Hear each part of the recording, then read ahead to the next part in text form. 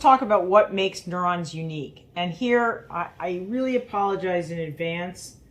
I'm going to show you pictures of neurons that I filled and stained, and these neurons are actually, they're sort of like members of my family. For instance, this neuron right here, I have incredibly deep, fond feelings for. So, yeah, I understand that maybe not everyone feels that way, but indulge me for a moment, and we're going to look at a few pictures. So here's a neuron, and this piece right here is the cell body. These are the dendrites. You can see that they divide. They divide a few times. Not the whole thing's not in focus. We're going to see later a reconstruction of this lovely cell. Okay, so that's the dendrites, and then here, this is the axon. And you can see that now I'm going to take away these lines. You can see that the axon has a different appearance from the dendrites. The dendrites have their own appearance. Now I'm going to show you another cell. My feelings are not quite as deep for this cell, but it's a nice cell. So here's a cell, and here is the cell body. These are dendrites. You can see, and they're dividing like this. Here's a dendrite, dendrites, etc. And you can see that the appearance of this cell is very different from the appearance of the last cell. Now we're going to see a reconstruction. What I did was I actually drew out the entire cell. And we're going to look at a few reconstructions, and we're going to see once again that there's great variety in how these neurons look. And all of these neurons that I'm showing you are all in the same nucleus. They're in the same location. They got the same address, but they look really different. If you have the same address and you're in the lung, you are not looking different. So this is really what's really, really different about neurons. Neurons are very unique. Very, very unique is a little bit of a tautism, but they are unique, and unlike cells of other organs. Okay, so here's a reconstruction. And this line here that's got the arrows on it, that's the axon.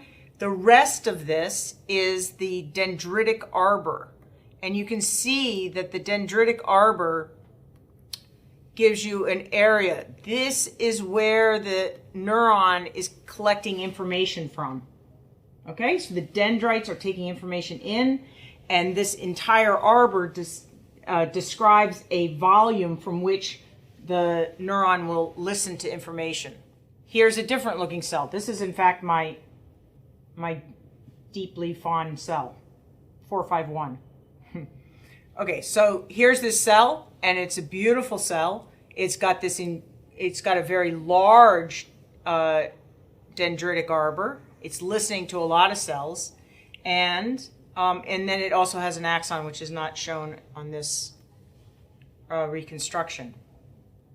And finally, here's a very simple cell. This is a cell actually that contains the neurotransmitter serotonin, and the other cells did not contain serotonin. They contained other neurotransmitters.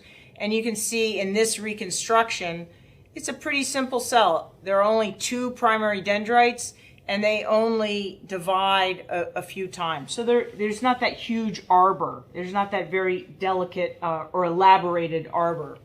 I've spent my scientific life staining cells in one place, in one nucleus, and that nucleus tends to have or has cells that are fairly simple.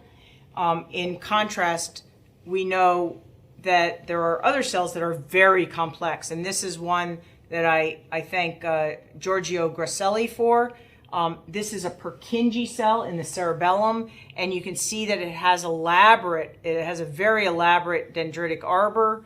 Each one of these dendrites has actually little protuberances called spines, and that's what makes it look really hairy. The cells that I filled don't have spines. And here's the axon for this cell. It's going to go down like this. So it's collecting information up here in the arbor, and it's sending information down like that. In addition to variety in the size and the shape of the soma, the cell body, as well as the dendrites, there's variety in the axon. And so I'm just going to show you these pictures. If they speak to you, fabulous. If they don't, that's okay too. So here's you can see the out of focus. This is the axon. It's the parent axon, and it gives off branches or collaterals. And on these collaterals are little swellings, and these are all synaptic terminals. So that's what the words that I've used, that's what it really looks like. This is a different appearance. So here is the axon. This is the axon, and you can see that it gives off these little terminals, and it also has places where there's just simply a swelling en route. So these are all, this is a synaptic terminal, this is a synaptic terminal, this is an axon. So what we've just looked at is a wide variety of ways in which the anatomy of different neurons can make them different from each other. And the anatomy is different in appearance, but it's also different in the sense of what is a neuron connected to, what neurons are talking to it, and what neurons is it talking to. So the inputs and the outputs of each neuron are going to be different. They're either going to be very, very different or slightly different. In addition to the anatomy, the other differences include what we call excitability. And this is essentially how talkative is the neuron? How much do you have to goad it to get it to say something? And some neurons are, they're talking all the time. And some neurons are very laconic, very unlikely to speak.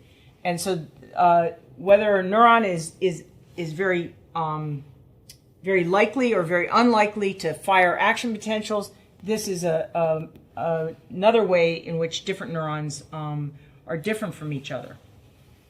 And finally, there's how do they speak? And what we're talking about is the neurotransmitter. What is the neurotransmitter, or what's the chemical, the substance that the neuron uses? And we saw one neuron there that was using serotonin, but other neurons use other neurotransmitters.